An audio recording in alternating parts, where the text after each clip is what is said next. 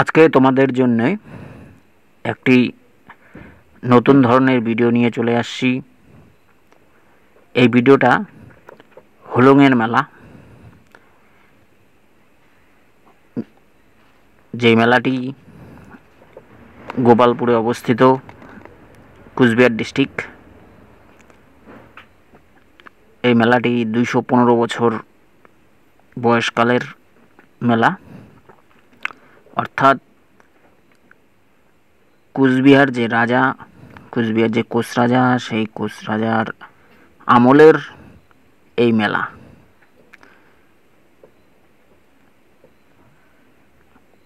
বলা যায় যে কুচবিহারের যে রাসমেলা, মানে রাসমেলার আগেরও মেলা এটা,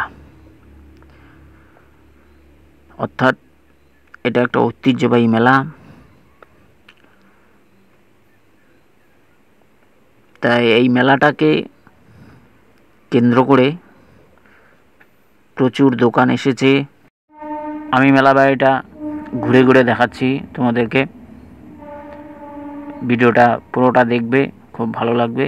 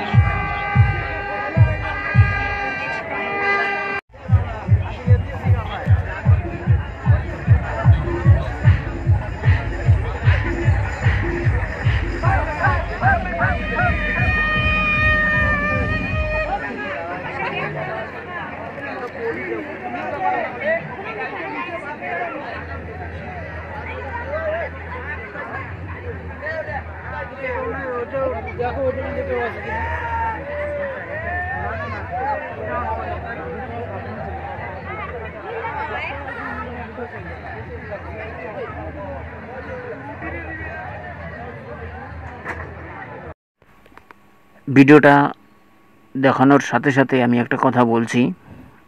আমি কিন্তু এই প্রথমবার এই মেলাতে আসলাম, তাই আমি ভেবেছিলাম হয়তো মেলাটা ছোট, কিন্তু যেভাবে দেখছি মেলাটা অনেক বড়। এই মেলাতে আমি যতটুকু জানি, খাগড়াবাড়ির থেকেও প্রচুর ভেলপুরির দোকান, স্টেশনারি দোকান, শুধু খাগড়াবাড়ি নয়, ধান্নেনগুড়ি, বানেশ্বর, তারপর পুন্ডিবাড়ি, গোপালপুর, অর্থাৎ কুচবিহার যে 2 নম্বর ব্লক, কুচবিহার 2 নম্বর ব্লকের প্রত্যন্ত এরিয়ার থেকে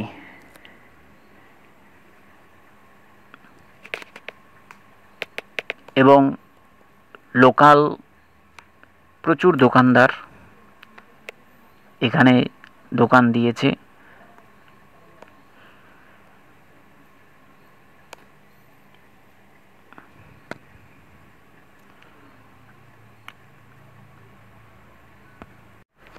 এই মেলাটা কিন্তু 3 দিনের মেলা।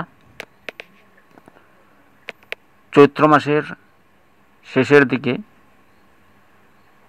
এই মেলাটা চালু হয়, মানে হোলংয়ের মেলা। হোলির দিন থেকে এই মেলার সূচনা হয়, চলে 3-4 দিন ব্যাপী।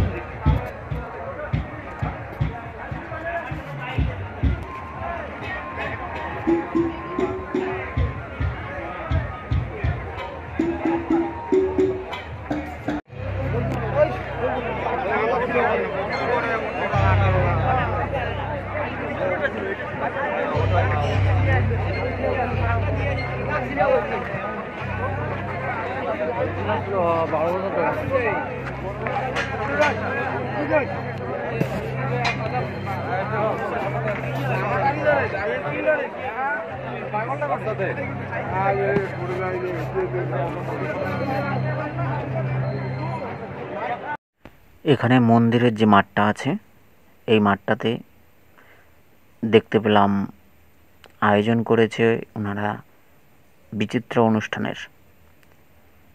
তাই এখানে সাংস্কৃতিক অনুষ্ঠান হয়েছিল কিনা জানা নেই। তা আজকে একটা বিচিত্র অনুষ্ঠানের আয়োজন করা হয়েছে, যাকে ইংরেজিতে বলে অর্কেস্ট্রা। অর্থাৎ বাইরের থেকে কিছু শিল্পী এখানে এসছে, কিছু গান করবে, সেই গানের বিনিময়ে দর্শকদের আনন্দ দেবে। গানের পাশাপাশি কিছু কিছু শিল্পী তাদের নৃত্য পরিবেশন করেও যাকে বলে ড্যান্স, অর্থাৎ ড্যান্স বা নৃত্য পরিবেশন করেও দর্শকদের মনোরঞ্জন করার চেষ্টা করবে। তাই এখানে যে একজন শিল্পীকে দেখা যাচ্ছে মাইক্রোফোন হাতে, সে গানও করছে, তার সাথে বিভিন্ন অঙ্গভঙ্গিমাতে দর্শকদের আনন্দ দেওয়ার চেষ্টা করছে।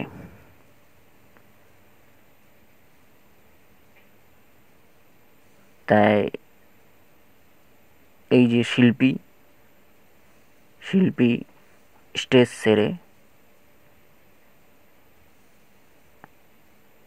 অডিয়েন্সের পাশে চলে এসছে, সে তার দৈহিক কিছু অঙ্গভঙ্গিমাতে দর্শকদের মন জয় করার চেষ্টা করছে।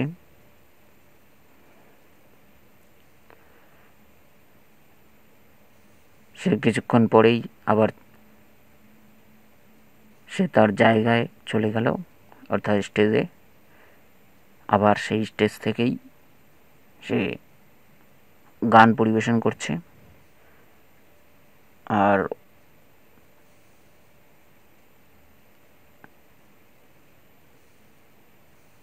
স্টেজের দুপাশ থেকে কিছু দর্শক, যারা মহিলা আছে, তারা নাচানাচি করছে, আর কিছু ছেলে দর্শক তারাও আলাদাভাবে নাচানাচি করছে। এই হচ্ছে মেন মন্দির। এই মন্দিরে আমরা দেখতে পেলাম ভগবান শ্রীকৃষ্ণ বাল্যকালে যে বকাসুর বধ করেছিল, বাসুদেবকে দেখতে পেলাম, তারপর নন্দী মহারাজকে দেখতে পেলাম, আর এখানে দেখতে পেলাম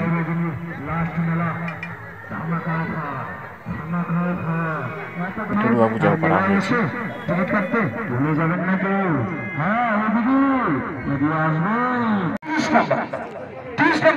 প্রথম পুরস্কার 29 নম্বর সান্ত্বনা, 31 নম্বর সান্ত্বনা, 29, 30, 31।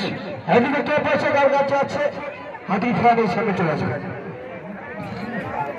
30, 31, 29 তিনটাই আছে। দুটো সান্ত্বনা পুরস্কার, একটা প্রথম পুরস্কার। তিনি বাবা তোমার লক্ষ্মীর মা নামটির মা বাবা মা বলিবা এই সকলের জন্য মাত্র 20 টাকা, 20 টাকা, 20 টাকা। আগামীতে নেই এগুলো সবাই মনে করবে লাখে নাম্বার আছে।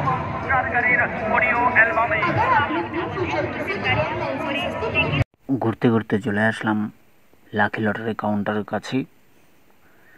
সেখানে দুই কিন্নরকে দেখতে পেলাম, তারা ড্যান্সের মাধ্যমে দর্শকদের মনোরঞ্জন করার চেষ্টা করছে। আর দর্শকেরা লটারি কাউন্টার থেকে লটারি কিনছে। আমিও এখান থেকে কিনে নিলাম দুটো লটারি। লটারি খেলা কখন হয় তার অপেক্ষায় দাঁড়িয়ে আছি। আস্তে এগিয়ে আসবেন, আর নান্দিমা টিকিটখানা সংগ্রহ করবেন।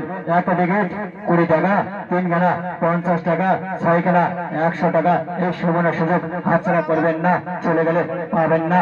লাস্ট খেলার লাস্ট খেলা। এদিকে এগিয়ে আসবেন, আর টিকিট খানা সংগ্রহ করবেন। একটা টিকিট 20 টাকা, 3 খানা 50 টাকা, 6 খানায় 100 টাকা এই সুবর্ণ সুযোগ হাতছাড়া করবেন না, চলে গেলে পাবেন না। এদিকে এগিয়ে আসবেন আর ঠিকানা সংগ্রহ করবেন। 20 টাকার এই মামলা, বড় বড় গামলা, 20 টাকার এই মামলা, বড় বড় গামলা। হ্যাঁ, এদিকে 20 টাকায় হবে না গাড়ি, হবে না বাড়ি, হবে না বধূদের জন্য লাল টুকটুকে শাড়ি, 20 টাকায় বেসিন, 20 টাকায় রিংবল, 20 টাকায় কড়াই। হ্যাঁ, এইদিকে চিকচিক করে বালু, কোথাও নেই কাদা, চিকচিক করে বালু, কোথাও নেই কাদা। এই মামিমা টিপ নিতে নাই কোনো বাধা। হ্যাঁ, সবার জন্য, ছোট বড় সবার জন্য টিকিট, একটা টিকিট 20 টাকা, 3 কেনা 50 টাকা, 6 কেনা 100 টাকা।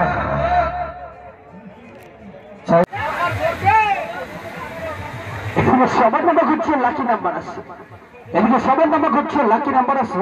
নাম্বার লাকি নাম্বার 105 নাম্বার, 105 প্রথম পুরস্কার, 106 সান্ত্বনা, 104 সান্ত্বনা, 104 105 একটা সান্ত্বনা পুরস্কার, একটা প্রথম পুরস্কার।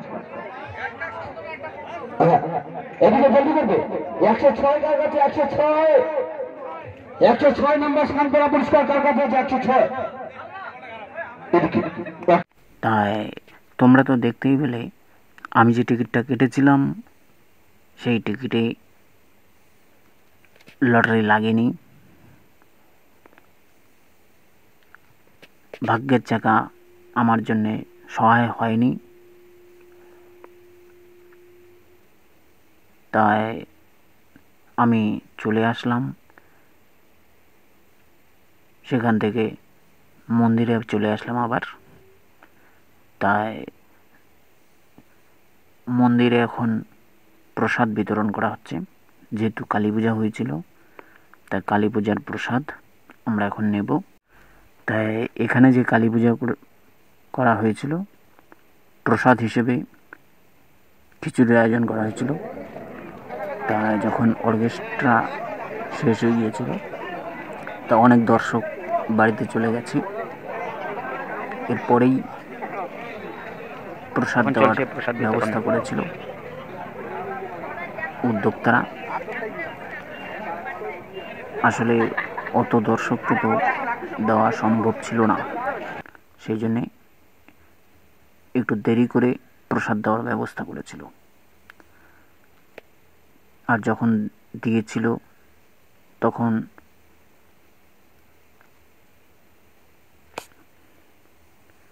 প্রায় 2টো বাজে। ভিডিওটা ভালো লাগলে অবশ্যই লাইক, শেয়ার, সাবস্ক্রাইব করে দেবে।